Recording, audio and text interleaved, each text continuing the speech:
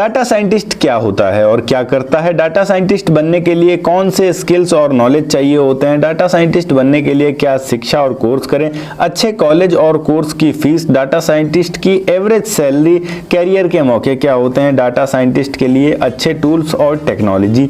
Data scientist बनने के बाद की जिम्मेदारियां कौन कौन सी होती हैं और कौन कौन से कार्य करने होते हैं, ये सारी चीजें आज की इस वीडियो में हम जानने वाले हैं, तो इस वीडियो को लास्ट तक जरूर देखिएगा। सबसे पहला पॉइंट था हमारा डाटा साइंटिस्ट क्या होता है और क्या करता है। डाटा साइंटिस्ट वो प्रोफेशनल होता है जो डेटा से जुड़े समस्याओं का हल निकालता है और विभिन्न तकनीकी टूल्स और एल्गोरिदम के माध्यम से डेटा से महत्वपूर्ण जानकारी प्राप्त करता है। और उसकी भूमिका में कई सारी चीजें आती हैं, जैसे सबसे पहले होता है डेटा संग्रहण और प्रोसेसिंग, डेटा को इकट्ठा करना, साफ करना और प्रोसेस करना। मशीन लर्निंग होती है और मॉडलिंग होती है, डेटा से पैटर्न पहचानने, भविष्यवाणी करने के लिए मशीन लर्निंग मॉडल बनाना, या फिर डेटा विश्लेषण करना जिसमें डेटा का गहन विश्लेषण करके उपयोगी इंफॉर्मेशंस जो होते हैं उनको निकालना।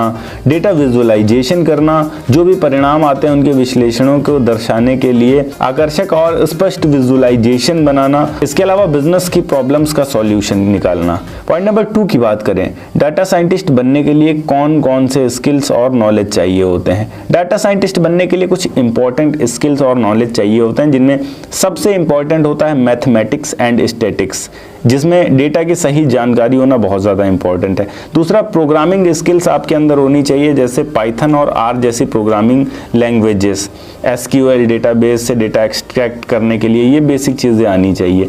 मशीन लर्निंग आपको आना चाहिए। मशीन लर्निंग की बुनियादी अवधारणाएं जैसे रिग्रेजेशन या फिर क्लस्टरिंग, ये सारी चीज़ें बहुत ज़्यादा इंपॉर्टेंट है। इसके अलावा डेटा विजुअलाइजेशन टूल्स को आपको चलाना आना चाहिए। बिग डेटा और क्लाउड कंप्यूटिंग आपको आना चाहिए।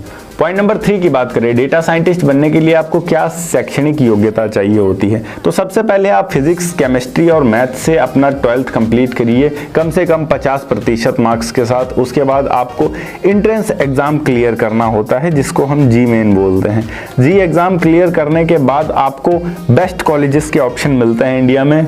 वो कॉलेजेस कौन से है उसकी हम बाद में बात करेंगे। फिलहाल जब आप उस एंट्रेंस एग्जाम को पास कर लेते हैं, तब आपको जो कॉलेजेस मिलते हैं उनके अंदर कुछ कोर्सेस होते हैं, जैसे बीटेक या फिर बीएससी इन कंप्यूटर साइंस या फिर बीसीए जैसे कोर्सेस। इनको कंप्लीट करके आप ग्रेजुएशन कंप्लीट कर पाते हैं अपना, और उस ग्रेजुएशन के दौरान ही आपको डाटा साइंस से रिलेटेड जितनी चीज़ें होती हैं वो सिखाई जाती हैं। कुछ ऑनलाइन कोर्सेस भी होते हैं, जिसमें कोर्सेरा, EDX, यूडेमी जैसे ऑनलाइन कोर्सेस आपको मिल जाएंगे।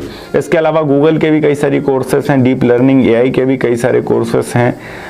ये जो विशेष कोर्सेस होते हैं, इनकी जो कह सकते हैं एक तरीके से फीस है वो काफ़ी ज़्यादा कम होती है ऑनलाइन कोर्सेज के, पर ये डिग्री नहीं होते हैं एक तरीके के। अगर आप डिग्री प्राप्त करना चाहते हैं तो उसके लिए आपको कॉलेज से BSc, BTech या फिर BCA ही करना होगा। इसके अलावा कुछ विशेष कोर्स भी आपको मिल जाते हैं, जिसमें data science specialisation by Johns Hopkins University से मिलता है। इसके अलावा एक Udacity's data scientist nano degree course करके आता है, ये भी विशेष कोर्स के अंदर ही आता है। इंटर्नशिप बहुत ज़्यादा महत्वपूर्ण होती है, आपको ये भी करनी होती है। ऑनलाइन प्लेटफॉर्म्स जैसे कांगल, गिटहब पर प्रोजेक्ट और डेटा चैलेंज भी आप कर सकते हैं, इससे आपकी स्किल और ज़्यादा निखर कर आती है। बात करें कौन से कॉलेजेस हमको मिलते हैं एंट्रेंस एग्जाम क्रैक करने के बाद, तो कॉलेजेस के तौर पर यहाँ पर आपको IITs मिलते हैं, इंडिया के जो टॉप कॉलेजेस होते हैं इंजीनियरिंग के लिए, कंप्यूटर साइंस इंजीनियरिंग के लिए। इसके अलावा IISc कॉलेज मिलता है, ये भी काफ़ी अच्छा होता है टेक कैटेगरी में। इसके अलावा न्यूयॉर्क यूनिवर्सिटी में आप जा सकते हैं अगर देश के बाहर जाना चाहते हैं। इसके अलावा फिर से कहूँगा कि अगर कॉलेज से नहीं करना चाह रहे हैं तो आपको टॉप ऑनलाइन प्लेटफॉर्म्स पे मिल जाएंगे। बाकी इंडिया में तो आपको सैकड़ों ऐसे भी कॉलेज मिल जाएंगे जो आपसे एंट्रेंस एग्जाम मांगते ही नहीं, डायरेक्ट कहते हैं आओ हमारे वहाँ एडमिशन लो, पर उनकी वैल्यू ना बराबर ही होती है। वो आपको डिग्री पकड़ा देंगे पर उस डिग्री की कोई बहुत ज़्यादा वैल्यू नहीं होगी। पर हाँ, अगर आप स्किल जानते हैं, अपने अंदर आप इम्प्रूव कर पाते हैं, तो फिर किसी भी कॉलेज की डिग्री हो, स्किल मायने रखती है, डिग्री मायने नहीं रखती है। बात करें डाटा साइंटिस्ट की एवरेज सैलरी कितनी होती है, है। तो डाटा साइंटिस्ट की जो एवरेज सैलरी होती है वो शुरुआती लेवल पर, एंट्री लेवल पर 6 से 8 लाख हो सकती है। जब उसको थोड़ा एक्सपीरियंस हो जाता है तब 12 से 18 लाख साल की हो सकती है। वहीं अगर आप सीनियर डाटा साइंटिस्ट बन जाते हैं तो आप 20 से 40 लाख रुपए तक भी साल की कमा सकते हैं। अगर आप विदेश में हैं तो ये जो इनकम है ये और ज़्यादा बढ़ जाती है।